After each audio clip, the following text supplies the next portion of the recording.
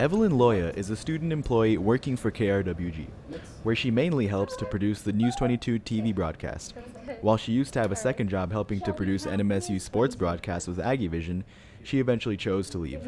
A major factor in Evelyn's decision was the wage she was paid.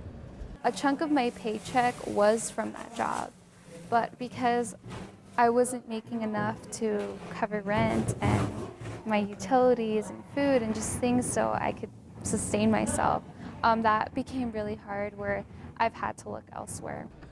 At NMSU, a student employee will fall into one of 4 different classes: a student aide, student assistant, student co-op, and student graduate specialist, with each having its own minimum and maximum wage.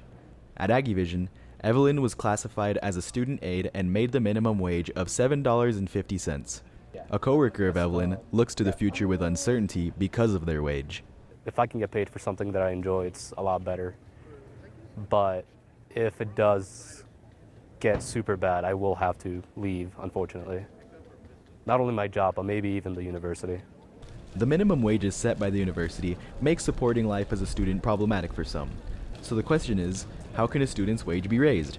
This statement from the NMSU Student Employment Handbook reads, "Rates and/or methods of payment may be altered if an employer has a contract with an outside agency that dictates a different pay scale, or if the nature of the work is so highly technical that it requires a wage outside the prescribed range for a given classification."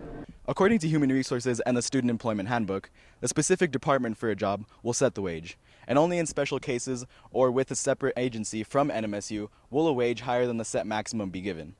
And while Evelyn has already found a separate job off campus, even a $1 change in the wage with her job at Aggie Vision may have resulted in her keeping the job. So that's like an additional possibly $80, if not more.